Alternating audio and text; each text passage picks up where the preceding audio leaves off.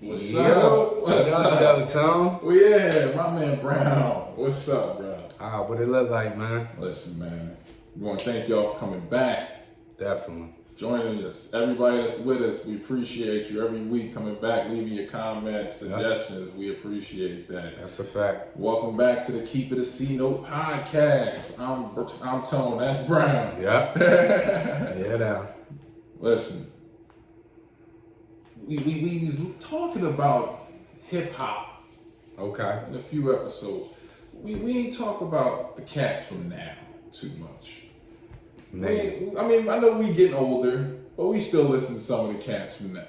Right. So we could all admit that from 2010 to now, Drake, G.O.O.D, Kendrick Lamar have run the game. Right. But if you had to do a Mount Rushmore with those three on it and add somebody to it, who's missing from that Mount Rushmore? And we only going off the 2010s. Dropped after 2010 with they public stuff. You know what I'm saying? I don't want to say mixtapes and stuff like that because a lot of them had mixtapes before that. But I mean, they came on the scene with they label hits. That's tough, man. Yeah. That's tough, man. From 2010. I'm gonna have to keep it a C note with y'all. Oh, shit. And I know a lot of people probably gonna be like, "Oh, Brown, you tripping?" But gotta be Nicki.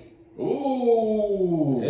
Who else? That's from 2010 to now. Who else besides them three has had the game on the uproar that came out in the 2010s? Because you could put Ross or somebody there. Because they had a lot of big hits, but Nicki came out from 2010 on. Yeah, Nicki is and I'ma keep saying it. I don't care how mad y'all get about me saying it. She rap better than 90% of the niggas that's in the game right now. That's a fact. I'm not gonna fight that fact. You know what I mean? So I ain't gonna fight that. Boom, there it is. My Mount Rushmore for the 2010s to now would be, because we can't put Wayne in it, of course. Mm-hmm. So it's Drake, Kendrick, Cole, Nicki Minaj. Now, you know what's crazy? As much as I rag on Nicki and, you know, what her style has become, she was my candidate.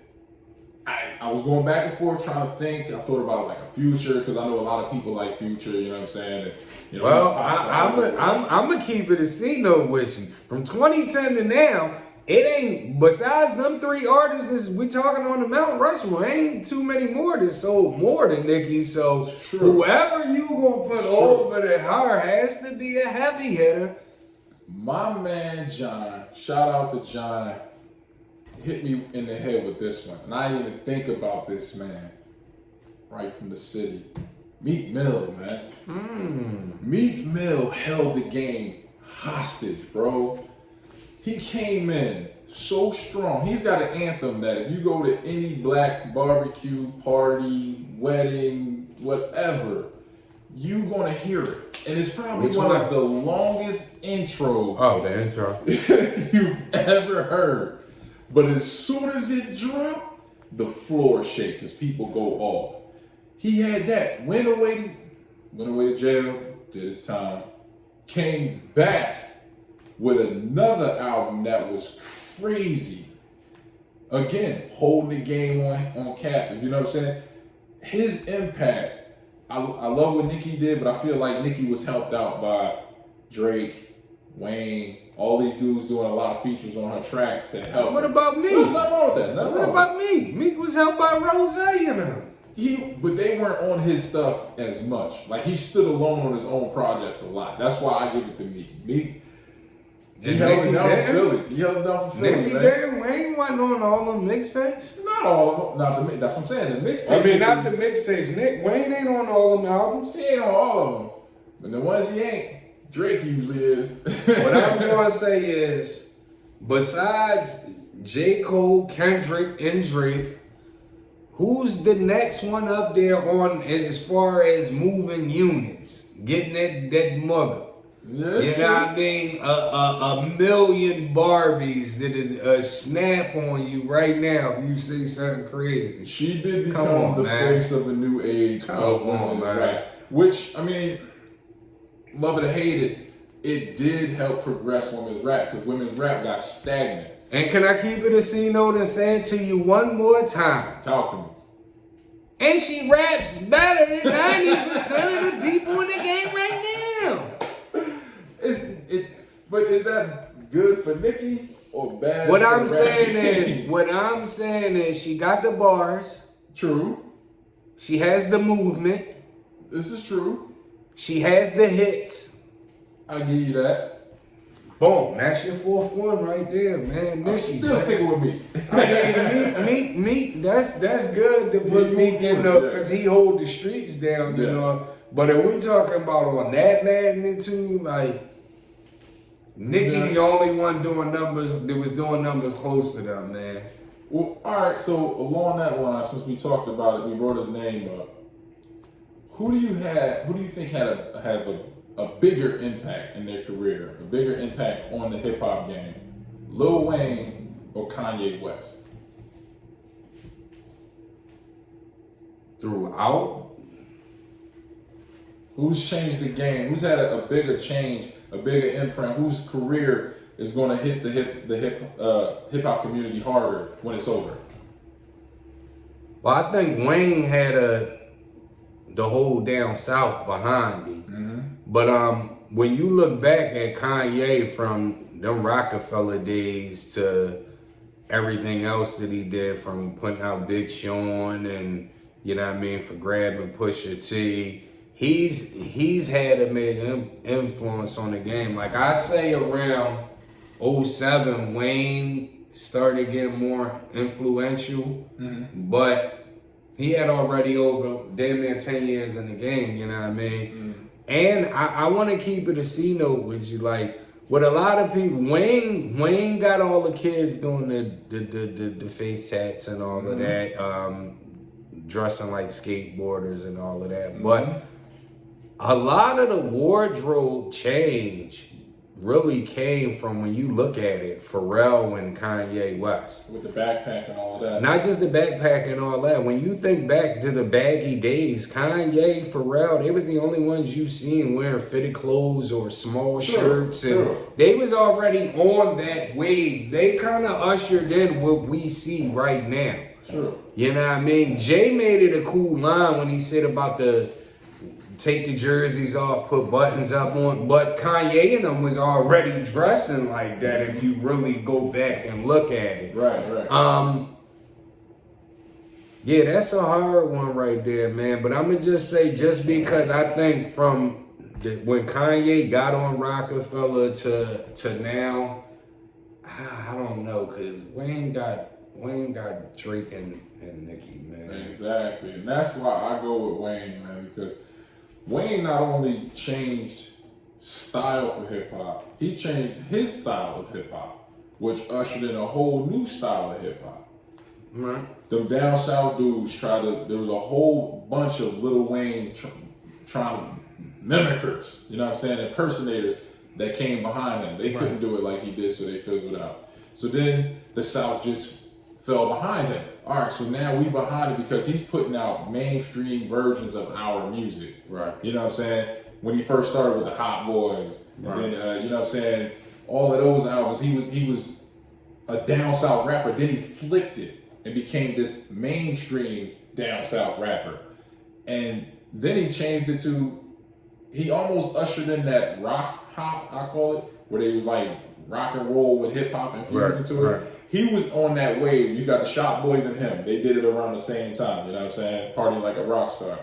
But, so then here we come with today's rappers. They are in the mold of that heavy metal style that Lil Wayne was bringing. And that little mumble that led to that mumble rap crap mumble rap stuff that came after that. So he's influenced the whole rap game damn near since he was in the game. You dig what I'm saying? And then he brought up other people, like you say, like a Nicki Minaj, she's changed the female side of the rap game. So he's brought up people. Drake has changed the way that people do their raps now. He's brought up other game changers. You dig what I'm saying? So his imprint is very wide on the game. You know what I'm saying? Not to mention the people that he's bringing forth now, and that Drake and Nicki are bringing forth. You know what I'm saying? So it's like he's got the tree and it's expanding. Like everybody always talk about the Mike Holmgren tree of coaches. Now it's the Lil Wayne tree of hip hop. You know what I'm saying? That's why I feel like Lil Wayne's got a bigger imprint on the game than Kanye. Can I keep it a C note? Yes, sir. Oh man, I gotta give you your props because I was still torn as you were saying in between the two, but some of the stuff that you hit resonated with me because I remember now that I thought back, like I was gonna say Wayne really didn't influence the game when he first came in, but he created Bling Bling, so it's in the dictionary. Yeah, so, you know what I'm saying? Yep, I did mark it down, y'all. 1057. Tone has convinced me when I was still up in the air waiting to get my. He convinced me. Yeah, I'm going Lil Wayne. Yeah, he's and the one thing that I like about Wayne, he can have a bad album, and he's so motivated that he's going to come out with a new album 3 months later to erase that bad album. Them albums have been bad. He had one of them was pretty good. Not lately. Not the last one he did. It was the one that it had Mahogany on it. That album, I loved it. I thought it was cool. But he before get carried away sometimes. Yes, it does. It's like he became this character. You know what I'm saying? And but I like him on the X, John. You heard him on the X? Yeah. I like him on that, John. Can we talk about that album real quick? What you want to say about Listen, man, I gotta keep it a C note, man. This album should have never came out. Really? It wasn't complete. You could hear where they dubbed X's voice to speed it up and slow it down to match the beats that they put. Yeah, I did hear that. You could hear the songs when he was on it that he didn't finish before he passed, like where he just put the verse and they just dubbed the verse over. And you can hear all the features are very clear, very message driven. They make sense to the songs. Right. His verses are they're short. Most of them are short. Like you could basically say it's a compilation album with DMX because most of the features verses were longer than his verses. He would give you a couple words to give you for a hook, maybe 1 or 2 ad-libs, and like 3 lines. And they seem like they either stretched them out or sped them up to match the beat. Right. Now, what you're saying is true. As far as production-wise and rushing it, yeah, I heard the same thing on the quality of some of the songs. And but as far as the songs actually go, like he got some good songs on that album. You know what's funny? Some of the joints I was thinking like, cause even though some of the joints you can tell wasn't finished, some of the joints it was like the way he was rapping didn't fit the flow. Yeah, it didn't fit the beat to me like on some of them joints. Cause to me it's like I thought that they was gonna coach more so X like to change it up just his flow. Like his flow is if you take them beats away and put them on them 90s beats is exactly the same thing as when he first came out. Yeah. And I like the concept of what Swiss was trying to do where he would take one of his old songs and remix the beat of it. Okay, cool. That's a good premise if X is able to finish the album because he's got to come back and say, all right, I need to change up the flow for this because it's not matching that. Right. You know what I'm saying? Like, and to me, he had some good songs. Like the first track with the locks on and shit. Yes. That was dope. Right. But after that, nothing else stuck out to me until the end of the album. He put one of the most brutally honest songs out there. No, the one to his son. He got a couple of them joints. The one to his son. There's another joint with somebody singing on the hook. Keys. Yeah, that's a good song. That's a good mention. But the one with his son, the level of honesty that, and you got to listen to it closely because he's having a conversation with his son. They're talking back and forth. Yeah. You know what I'm saying? And he's apologizing for not being around, and he's trying to get his son to give him his acceptance. That's the most honest you'll hear anybody in hip hop. Yeah. And to me, that like we both got kids, so it's like that bond. So it hit me like, damn. And then to think about the fact that his son is gonna hear this after he's dead. So it was like he was apologizing. He was writing his will or last testament, whatever you call it. You know what I'm saying? And to me, here's the thing. That's 3 songs right there from the Gun Bus. Then he got the joint with Benny the Butcher and I'm on there that I like. I like Benny's part of that. So to me, I would say he got like a good 5 Jones on there. Yeah, it wasn't as good as a DMX album though. I feel like, you know what I mean? Right. And especially the DMX and Swiss collab. You know what I mean? With all of the star power you had on that album, if they would have did this album 2 years ago, it would have been perfect. How much of that was people adding verses on Leak? Like, you know what I mean? How many of them was authentic songs? Like, you know what I mean? You got to take that into consideration too. Exactly, because some of these songs didn't even seem like a song that X would make. You know what I mean? Like, it seemed like something that X would be a feature. To me, I think that probably Swiss coached the project. Yeah. Even before X passed away, Swiss probably was trying to direct. And that was one of the reasons why I think I was saying that time where when we did the clip one with the premiere and all of them, like certain producers, to me, I don't know if it's true or not, but it's like when I look at it, certain producers try to give you the beat and the hook, and I don't really like Swiss on them songs where he does hooks and he's like chanting. I hate my two-step. Now that's cool, but what I'm saying is I don't want my producer doing all my hooks. Like the same thing when Timbaland, because Timbaland does it a lot too, when he want to put, like, no, just give me the beat. I don't need the hook from you. Like I'm good. Like I never really like too many songs where Swiss does the hook, because to me, it just feels like this was Swiss. Swiss influenced this. Like, you know what I mean? Yeah, it's like so Swiss came even them Cassidy albums when they were together, like even some hooks, if you go back today and you listen to the I'm a Hustler album and the Split Personality album, some of the hooks that Cassidy say, you can tell Swiss influenced them joints. They sound just like some shit Swiss would put out. Like, you know what I mean? So yeah, you know who else did that? Kanye does that recently. At first, he didn't used to influence the hooks, but the projects that he did with Push, that he did with Cudi, not so much with Push, but more with Cudi, he did it with Nas too. Nas, he basically wrote it. I don't know if I'm not gonna say he wrote their bars, but he didn't write their bars. But it's like he wrote an outline. This is the beat. Here go the hook, the vibe to the song. Because one of my favorite joints on the Nas joint with the joint Everything that Kanye does the hook on. I know that. I said, so the first time I heard that, I said, you know this is Kanye. Nas, like you could just hear in the verses, like that wasn't Nas type of. Yeah, I felt that the whole album. Yeah, no, the whole album is like. I felt like he forced. It was like Nas forced himself on this track. Like, all right, I signed on to do this. I'm gonna find a way to do this. It's not gonna be me. No, Nas has some good tracks on there. He has some good ones, but what throws it off to me personally is like I don't want to hear your music if it's half mixed down.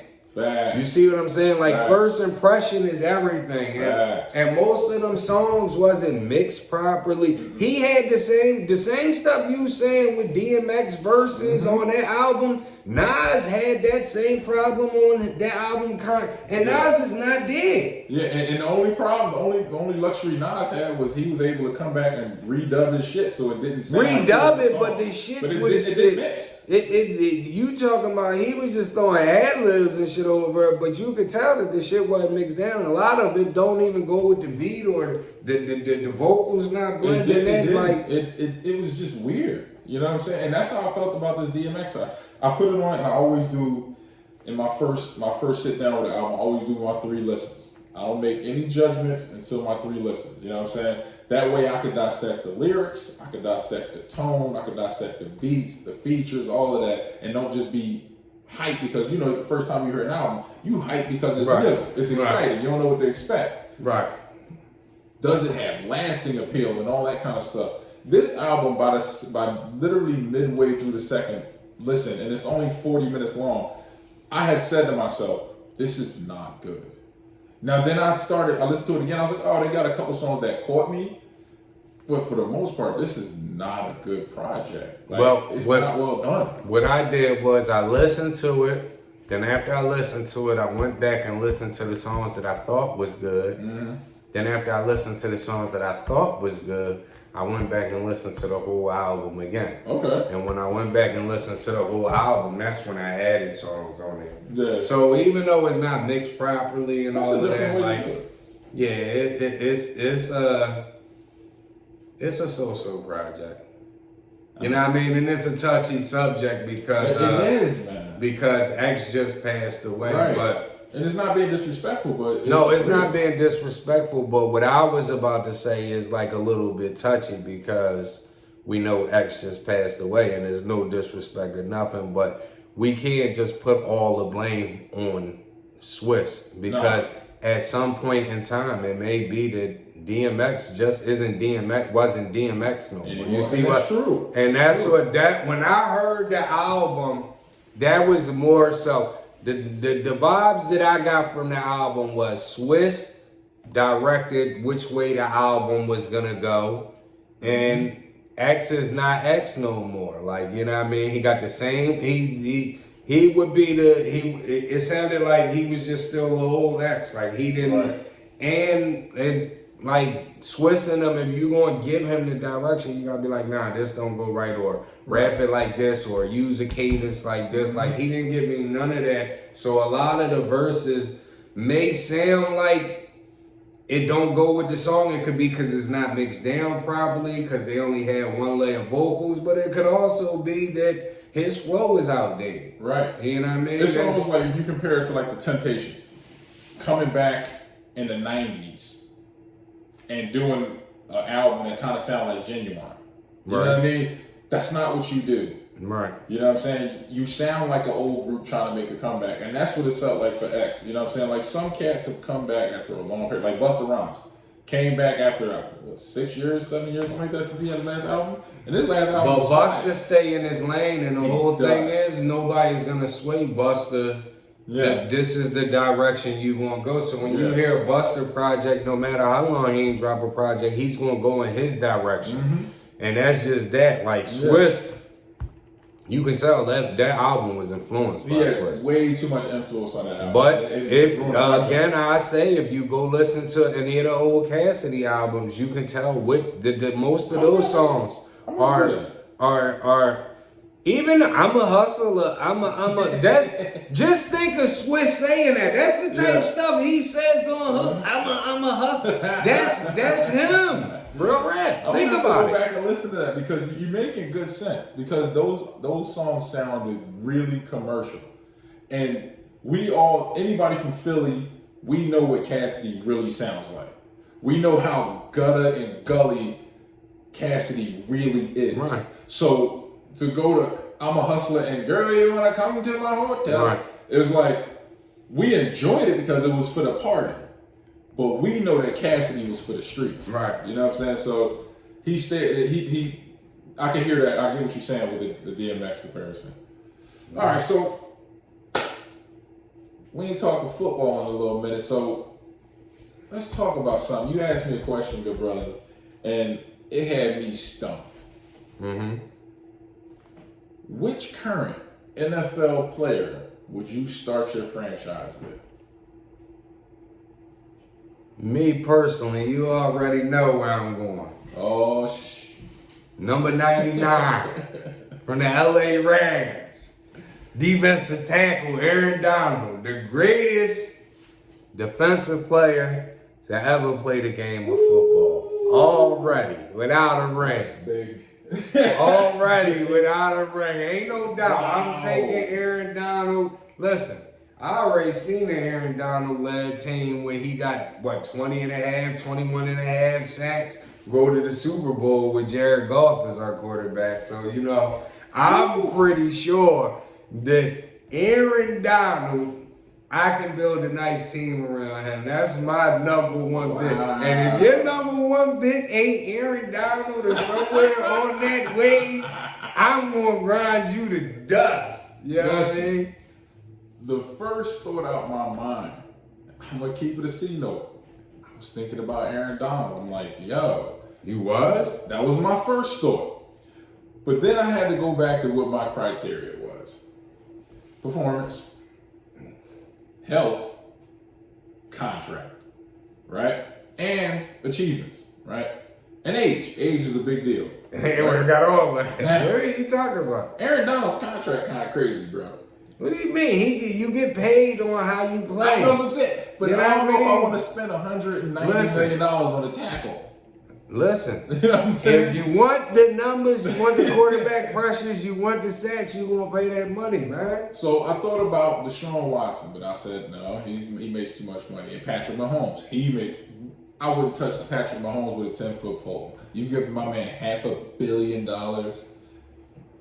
your cap gonna be messed up for years. So no, I'm not messing with. So you more so.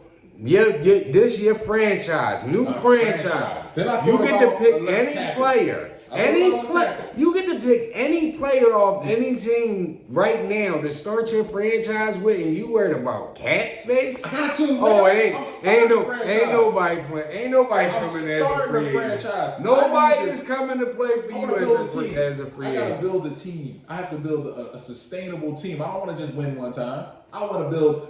Got what?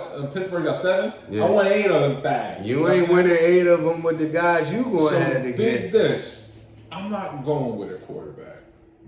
I'm going with a guy that is a freak athlete that is a complete game changer. DK Metcalf. Oh, yes, sir. DK Metcalf. 6'4", 235. Runs a 4.29, 4.3, 40. The wide receiver, DK Metcalf. The wide receiver. And catches anything you put in his range, whether it's up high or down low. Wait a minute. So you mean to tell me out of everybody you can... He's still on a rookie deal? You were... I got damn right I'm worried about my money. Yo. So I got 3 more years on his deal, I think. 2 or 3. So we got flexibility then, right? If Russell Wilson wasn't running for his life every year and every play and wasn't on his back all the time, DK's numbers would be crazy. John, anybody, grind him up, please. This nigga just said DK Metcalf. Listen, DK Metcalf, if you target DK Metcalf 12 times a game, he's getting 10 catches. You dig what I'm saying? You can get that from anybody, though. But the difference is DK can turn a 5-yarder to a 95-yarder. You got dudes on any play. But not at his size. He's always available. He don't have a large cap, and he's only 23. Ladies and gentlemen, we will be live tonight. My team goes 17 and up. We will be live tonight at 8 o'clock. I need everybody that follows the Keep It a C Note podcast on IG and Facebook to come. Any player in the league right now, and he said DK Metcalf. Team Tone gonna beat Team Brown twice every somebody season. Say, somebody, what's wrong with this guy? Man? Out of anybody he can take, he said DK Metcalf. That's right, DK Metcalf. You got to be kidding me. Listen, I'll get a QB that can get it. Is this April? This got to be an April Fool. Are we in April? Huh? What is it? Yo, this is a joke, right? Yeah, it's perfect. Grind him up tonight, y'all. Listen. Get him, please. Please get him, yo. On that note, we gonna close it out, man. Did you really say DK Metcalf? To start a franchise with? Yo, no, he didn't. He ain't just kill it like that. I thought I'd be killing the end of the show. He killed it. We just belly flopped, yo. And there was no war in the pool. Yo. He said DK Metcalf. Facebook, Instagram, Twitter. Keep it a C-No We live podcast. tonight. 8 o'clock. Jump on the lives, man. We got smoke for all y'all. Trust me. Oh, man. I'm Tone. That's Brown. Yep. We gonna be on y'all, man. Y'all be good, man. I can't believe this way, y'all. We out. We see y'all next week, man. That boy said DK Metcalf, man. For the win. Yo.